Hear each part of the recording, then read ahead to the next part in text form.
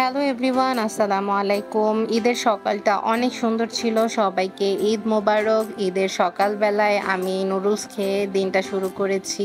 এর সাথে সেমাই ছিল এবং পায়েসও ছিল। এরপরে আমি ছোট্ট একটা পুডিং বানানোর চেষ্টা করছিলাম এবং পুডিংটা অনেক দূর বানিয়ে ফেলেছি, হয়ে গেছে প্রায়। সকালবেলায় মিউজিক প্লেয়ারে সুন্দর সুন্দর গান শুনেছিলাম এবং গান শুনতে শুনতে কাজ করছিলাম। অন্যদিকে আম্মু বিরিয়ানি রান্না করছিল এবং মাঝে মধ্যে আমি যেয়ে দেখছিলাম যে বিরিয়ানি রান্না কত দূর হলো। পুডিংটা বানানো হয়ে গিয়েছে, ফ্রিজে ঠান্ডা হওয়ার জন্য রেখে দিয়েছি এবং অন্যদিকে বিরিয়ানি রান্না করাও হয়ে গিয়েছে, অনেক সুন্দর ফ্লেভার ছড়িয়েছে।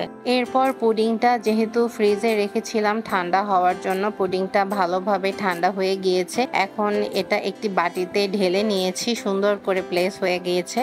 দুপুরের দিকে ফ্রেশ হয়ে নামাজ পড়ে খাবার খাওয়ার জন্য চলে এসেছি। আমার প্লেটে পরিমাণ মতো আমি বিরিয়ানি নিয়েছি, আর ওয়েট করতে পারছি না খাওয়ার জন্য। দেখেই এত ভালো লাগছে, খেতেও অনেক মজা হয়েছে, কারণ মায়েদের হাতের সকল রান্নাই কিন্তু অনেক মজার হয়।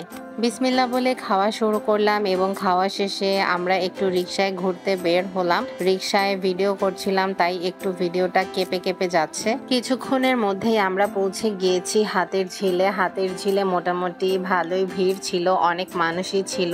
এখানে একটু বাতাস খাওয়ার জন্য এসেছি। হ্যাঁ, আসলে বাতাস খাওয়ার জন্যই, কারণ বাসা বাড়িতে এত গরম পড়েছে, কোনো দিক থেকে কোনো বাতাস আসে না। গরমে সবাই অস্থির হয়ে গিয়েছি। ব্রিজের এই উপরের দিকটায় মানুষের ভিড় একটু বেশি ছিল, কারণ এখানে দাঁড়ালে অনেক বাতাস পাওয়া যায় এবং এর দুই পাশের ভিউটা অনেক সুন্দর ছিল, দেখতে অনেক ভালো লাগে। পাশের পথ দিয়ে আমরা অনেক দূর হেঁটে হেঁটে গিয়েছিলাম এবং কিছুক্ষণ যাওয়ার পরে আমরা ওয়েট করি, একটু বসি, কারণ পা ব্যথা হয়ে গিয়েছিল, অনেক লম্বা রাস্তা। কিছুক্ষণ রেস্ট নিয়ে আবার হাঁটা শুরু করি। একটা কোকিল অনেক সুন্দর কণ্ঠে ডাক দিচ্ছিল এবং যেন বলছিল যে বসন্ত চলে এসেছে। কিছুক্ষণ পরেই সন্ধ্যা হয়ে আসে এবং আরো কিছুক্ষণ ঘোরাঘুরি করে আমরা বাসায় চলে আসি। এভাবেই কেটে গেল আমার আজকের ঈদের দিনটা। আপনাদের কেমন কাটলো অবশ্যই জানাবেন। সবাই ভালো থাকবেন। আল্লাহ হাফেজ।